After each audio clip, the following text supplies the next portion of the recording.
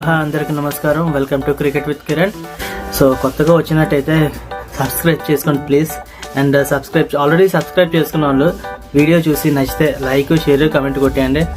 దీనివల్లే మాకు మోటివేషన్ వస్తుంది, మంచిగా క్రికెట్ మీద ఫర్దర్గా అనాలిసిస్ చేసుకోవచ్చు. సో ఇండియా థర్డ్ మ్యాచ్ ఆడబోతున్నది. అది ఎవరితోనే కాదు, మన ప్రియాతి ప్రేమైన పాకిస్తాన్ మీద.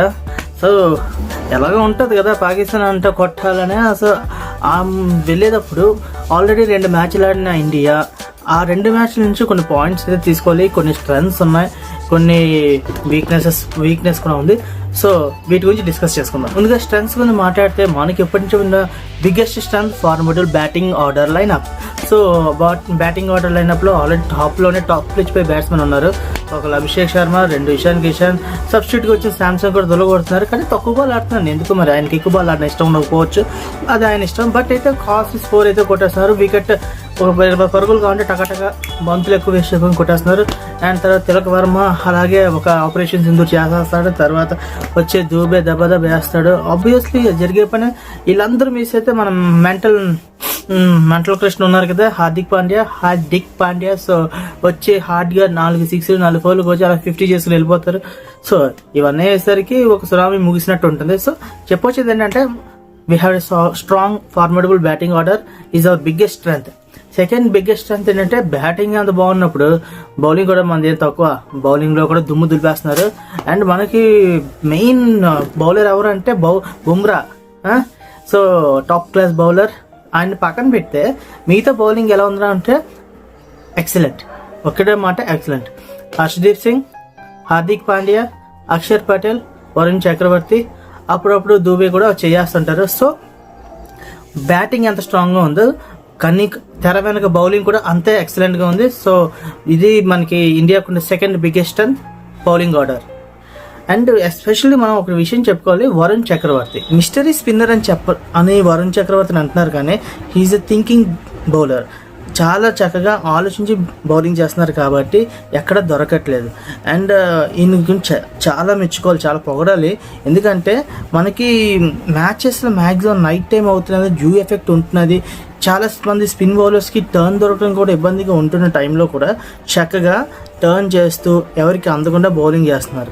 సో స్పెషల్ క్రెడిట్ ఏదైతే ఉంది అంటే అది టీంలో ఆల్మోస్ట్ 20 to 25% క్రెడిట్ అనేది మన వరుణ్ చక్రవర్తికి ఇవ్వాలి. Also should not never forget Axar Patel. అతనికి పెద్ద టర్న్ లేదు, కానీ ఈజ్ గెటింగ్ వికెట్స్. సో ఇప్పుడున్న టీంలో బౌలర్స్ కేవలం పేస్ని మాత్రం నమ్ముకోకుండా స్పిన్ని నమ్ముకుంటున్నారు. ఒకవేళ స్పిన్ కండిషన్స్ లేని పక్షంలో కూడా ఏం చేయాలని ఆలోచించి దిగుతున్నారు. సో క్రెడిట్ అనేది బ్యాట్స్మెన్కి మాత్రం పూర్తిగా ఇవ్వకూడదు. ఇప్పుడున్న కరెక్ట్గా మన టీం ఎలా ఉందంటే 50-50 బ్యాలెన్స్. బ్యాటింగ్ మీద ఎంత ఆధారపడిందో బౌలింగ్ మీద కూడా అంతే ఆధారపడింది. అండ్ స్ట్రెంగ్త్లో థర్డ్ పాయింట్ వచ్చేసి రిసోర్స్ఫుల్ ఆల్రౌండర్స్ అంటే ఇంతకుముందు నామకే వాస్తే ఏదో పార్ట్ టైం వేసినట్టు కాకుండా హార్దిక్ పాండ్యా ఉన్నారు, దూబే అండ్ అక్షర్. వీళ్ళ ముగ్గురు ఏంటంటే అక్షర్ని పక్కన పెడితే హార్దిక్ అండ్ దూబే అటు బ్యాటింగ్లో కూడా ప్రాపర్ బ్యాట్స్మెన్ అన్నట్టు ఆడతారు, అండ్ బౌలింగ్లో కూడా ప్రాపర్ బౌలింగ్ అన్నట్టు ఆడతారు. కానీ ఎందుకో Hardik Pandya is a complete allrounder. నాకు చిన్నప్పుడు చాలా కోరుకునేది లైక్ జాకోస్ కలీస్ కానీ and proper allrounders Flintoff కానీ ఇలాంటి ఒక allrounder those who can bowl fast bowling with 135 to 140 Ks and also bat properly. ఇలాంటి ఆల్రౌండర్ అనుకునే టైంలో we got Hardik Pandya. Also Shivam Dube కూడా ఇదే కోవలోకి వస్తారు, కానీ అతని బౌలింగ్ కొన్ని పిచ్చెస్కి పరిమితం అయ్యేలా ఉంది. బికాజ్ అతని స్పీడ్ అనేది 110-120 ఉంది. సమ్టైమ్స్ బిలో 100 కూడా వస్తున్నది. సో ఇది చాలా స్లో పిచ్చెస్ ఏదైతే ఉందో వాటికి బాగా హెల్ప్ అవుతుంది. అండ్ ఫ్లాట్ పిచ్చెస్ వస్తే దొరికిపోయే ఛాన్స్ ఉంది. కాబట్టి ఆయన దాని మీద కూడా ఫోకస్ చేసుకుంటే ఈ కెన్ ఆల్సో బి అందర్ ఐసే ఈ కెన్ బి ఫస్ట్ శివం దుబే. ఎవరితో కంపారిజన్ లేదు. ఆయన బౌలింగ్ బాగుంది, ఇప్పుడు ప్రజెంట్ అయితే సూట్ అయింది. అండ్ అక్షర్ పటేల్ దగ్గరికి వచ్చేసి ఆయన బౌలింగ్ ఈజ్ ఫస్ట్ సెలెక్ట్ అయింది బౌలింగ్ కేటగిరీలో.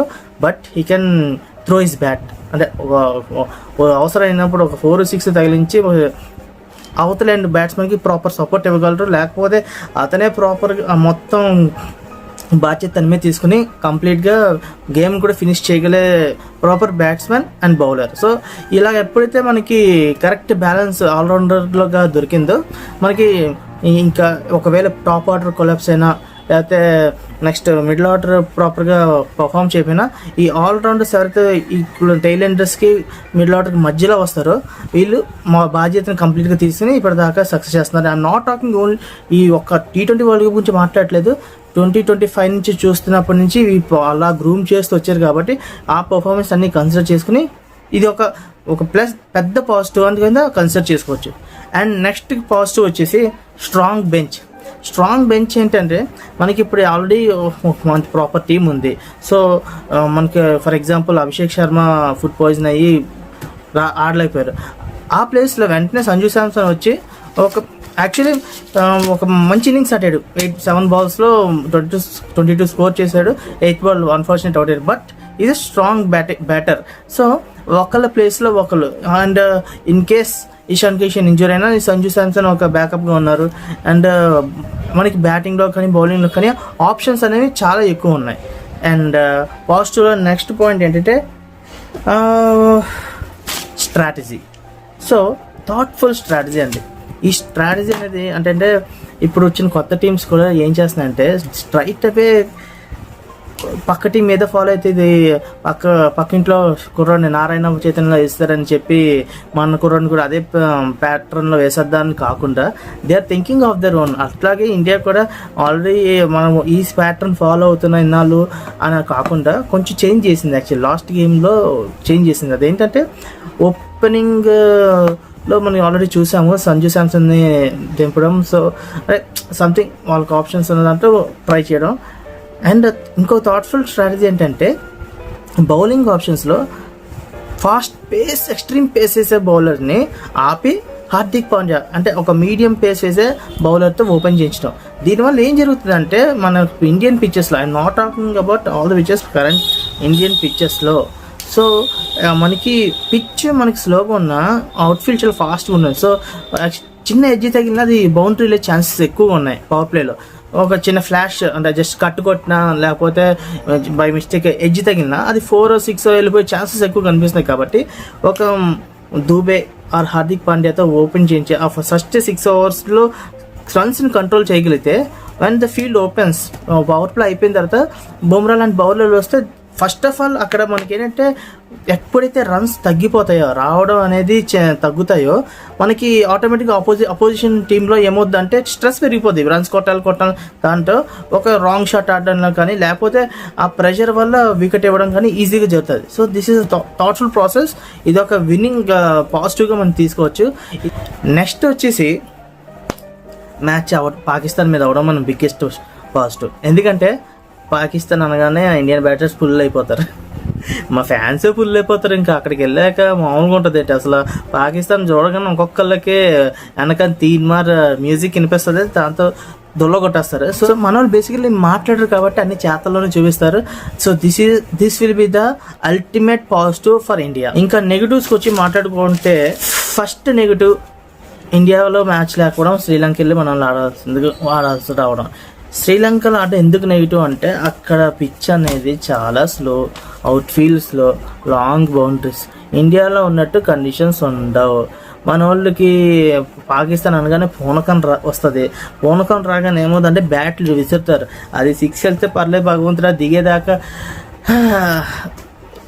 కానీ చూస్తున్న మాకు ఉంటుంది ఆ బాల్ 6 పై గాల్లో లేవగానే అది బౌండరీ బయటికి వెళ్ళిపోతే హ్యాపీ, కానీ అది బౌండరీ లోపల ఎక్కడ పడుతున్నా నో మ్యాన్స్ లోడ్లో పడిన పర్లేదు, కానీ ఇంకా దిగేదాకా టెన్షనే.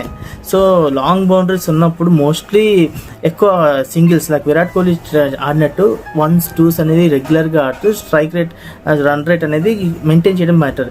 అండ్ 4s మీద ఎక్కువ కాన్సన్ట్రేట్, 6s అనేవి ఇంకా పర్లేదు వి గాట్ ఒక కాన్ఫిడెన్స్ లెవెల్ బిల్డ్ అవుతుంది ఆడుతూ ప్లేయర్కి. అప్పుడు 6sకి వెళ్ళడానికి చాలా ఇంపార్టెంట్. సో మనకి శ్రీలంకలో మ్యాచ్ ఉండడం కొంచెం one of the first negative. And అది చాలా ఎలా అంటే బ్యాట్స్మెన్ ఆలోచించుకోవాలి, ప్రతిసారి నేను ఇలాగే ఆడతానని కాకుండా కండిషన్స్ బట్టి ఆడడం చాలా ఇంపార్టెంట్. అప్పుడే మనం ప్రాపర్గా రన్స్ చేసి కొలాప్సెస్ లేకుండా ఒక గౌరవప్రదమైన స్కోర్ కానీ లేకపోతే మ్యాచ్ విన్నింగ్ స్కోర్ కానీ అండ్ క్రషింగ్ స్కోర్ కానీ మనం స్కోర్ చేయొచ్చు. అండ్ సెకండ్ నెగిటివ్ ఇన్ టీమిండియాకి ఏంటంటే చిన్న చిన్న టీంల మీద కూడా బ్యాటింగ్ కొలాప్స్ జరిగింది. యూఎస్ఏ మీద కానీ అండ్ నమీబియా మీద కానీ. యూఎస్ఏ మీద ఏం జరిగిందంటే బిగినింగ్ స్టేజెస్లో కొలాప్స్ అయిపోయింది. 77 for 6 సూర్య వచ్చి ఆదుకున్నారు. నమీబియాతో ప్రాబ్లం ఏంటంటే మంచి స్కోర్ ప్రొజెక్ట్ అవుతున్న టైంలో 5 wickets 6 wickets పడ్డాక సడన్గా పడిపోయారు. ఆల్మోస్ట్ స్కోర్ అనేది 240 వెళ్తుంది అనుకునేసరికి అరౌండ్ 209, నాట్ ఈవెన్ 210 టార్గెట్ వచ్చింది, 209 runs వచ్చి. So it's a sudden collapse. ఇలాంటి కొలాప్స్ కనుక ఆపోజిట్ పాకిస్తాన్ బౌలింగ్లో మనకి జరిగితే అక్కడి నుంచి రికవర్ అవ్వడానికి స్కోప్ చాలా తక్కువ. సో ఒకసారి ఆలోచించుకోవాలి. కొలాప్స్ కంటే ఇప్పుడు పిచ్ కండిషన్ బట్టి మనం ఆడితే ఖచ్చితంగా కొలాప్స్ అనేది కాస్త తక్కువగా ఉంటుంది. అదే కనుక మనమే అయితే ఏదైనా ప్రీ డిటర్మినేషన్ ఉండకూడదండి. అదే మ్యాచ్ అప్రోచ్లో కావచ్చు, మ్యాచ్లో ఆడే షాట్ కావచ్చు, ప్రీ డిటర్మినేషన్ అనేది ఉండకూడదు. మనకి ఆ మ్యాచ్లో పడే ఎవరైతే విన్ అవుతారో అంతే, వాళ్ళే విన్నర్స్. సో అక్కడ మనం కొంచెం జాగ్రత్త చూసుకోవాలి, కొలాప్స్ అనేది జరగకుండా. వికెట్స్ అనేవి పడుతుంటాయి కానీ వికెట్కి ఒక వాల్యూ ఇచ్చి ఆడడం ఇంపార్టెంట్. వికెట్కి వాల్యూ ఎప్పుడైతే ఇచ్చి ఆడుతుంటారో T20 కావచ్చు, ODI కావచ్చు, టెస్ట్ కావచ్చు, ప్రాపర్ స్కోర్ అనేది మనకు ఒక గెలవగలిగే స్కోర్ అనేది మనం కొట్టచ్చు. And next negative for team India for upcoming match is opening issue. Opening ఇష్యూలో నేను ఇందాక మాట్లాడిన స్టన్స్లో మనకి మంచి బెంచ్ ఉందని, కానీ అది ఆన్ పేపర్ వరకు బాగానే కనిపిస్తుంది. సంజు శాంసన్ స్టాటిస్టిక్స్ అనేవి బాగున్నాయి, మంచి ఆ 6లు కూడా దూరం కొట్టినట్టు, కానీ ఎక్కువసేపు నిలబడలేకపోతున్నాడు, వస్తున్నాడు, అవుట్ అయిపోతున్నాడు. ఇషాన్ కిషాన్ కూడా మొన్న 60 runs highest runs for wicket keeper చేశాడు, కానీ ఇంకా అసలు తన క్యాలిబర్టీకి సెంచరీ కొట్టాల్సిన మ్యాచ్ అది. అలాంటి మ్యాచ్లో కూడా సో వదిలేస్తున్నాడు. సో ఓపెనింగ్ నుంచి మనకి స్ట్రాంగ్ ఒక 50 run కానీ 100 run పార్ట్నర్షిప్ కానీ రావట్లేదు. అది కనుక జరిగితే మాత్రం ఇంకా ఆటోమేటిక్గా అవతల టీంకి వెయిట్ పెరుగుతుంది, అంటే తల మీద బరువు పెరుగుతుంది అనమాట. దీనిమ్మ ఇంకా ఒక వికెట్ కూడా పడలేదు, 12 ఓవర్స్లో 100 కొట్టేశారు అనే ఇలాంటి థాట్ ఎప్పుడైతే వచ్చిందో మనం అక్కడే సొంగ గెలిచేసినట్టు. అండ్ నెక్స్ట్ నెగిటివ్ పాయింట్ ఏంటంటే అడిషనల్ ప్రెషర్ అండి. అడిషనల్ ప్రెషర్ అని ఎందుకు అంటున్నానంటే మనకు ఎక్స్పెక్టేషన్స్ చాలా ఎక్కువ ఉంటాయి మనకి సాధారణంగా. అండ్ పాకిస్తాన్తో మ్యాచ్ అంటే అసలు యాక్చువల్లీ ఇండియన్స్తో ప్రాబ్లం ఇదే, ఇండియన్ కాదు ఏషియన్ కంట్రీస్తో ప్రాబ్లం. మ్యాచ్లా తీసుకోరు, అక్కడి నుంచి ఏదో ఆఫ్కోర్స్ వాళ్ళ కంట్రీకి మన కంట్రీకి పడట్లేదు, కానీ అది ఆఫ్ ద ఫీల్డ్ ఉంచుకుంటే బాగుంటుంది. ఇంకా ఇంతకుముందు సచిన్, విరాట్, ధోని వీళ్ళు ఇన్స్పిరేషన్గా తీసుకుని, అంటే నేను ప్రజెంట్ టీం చెప్పేంత గొప్పని కాదు, కాకపోతే డోంట్ టేక్ అడిషనల్ ప్రెజర్. అది మైండ్లో ఎప్పుడైతే లేదో ఎవరు we all support in every time, ఎలాంటి పరిస్థితులను సపోర్ట్ చేస్తాం, కానీ అడిషనల్ ప్రెజర్స్ తీసుకోవద్దు. ఓడిపోతే ఏమవుతుంది, గెలిస్తే ఏమవుతుంది అని తీసుకోవద్దు. జస్ట్ గేమ్ని ఎంజాయ్ చేయండి. అందరికి కావాల్సిందంటే మీరే గేమ్ని ఎంజాయ్ చేయండి. గేమ్ని ఎంజాయ్ చేస్తే ఆబ్వియస్లీ గెలుస్తారు. అండ్ రీసెంట్ టైంలో అనుకున్న బిగ్గెస్ట్ అడ్వాంటేజ్ ఏంటంటే పాకిస్తాన్ టీం ఏంటో మనకి వాళ్ళు కూడా 2 మ్యాచ్ ఆడారు. సో పాకిస్తాన్ టీం ఏంటి, వాళ్ళ విధానాలు ఏంటి, పద్ధతులు ఏంటి అర్థమయ్యే కొన్ని విషయాలు వాళ్ళ అంతర్గతంలో విన్న విషయాలు కూడా కొన్ని కాంట్రవర్సీస్ ద్వారా బహిర్గతం అయ్యాయి. అదేంటంటే కొంతమంది బౌలింగ్ వేస్తున్నారు, కొంతమంది విసిరేస్తున్నారు. షాఫక్ గారు చెప్పారు అదేదో జబ్బు ఉందంట బౌలర్కి, మన బ్యాట్స్మెన్ సరిచేసేస్తారని. అదే అవ్వాలని కోరుకుంటున్నాను. And I wish team India a huge victory in the upcoming match of T20 World Cup 2026. And I wish Team India a huge victory in the upcoming T20 World Cup against Pakistan. Jai Bharat.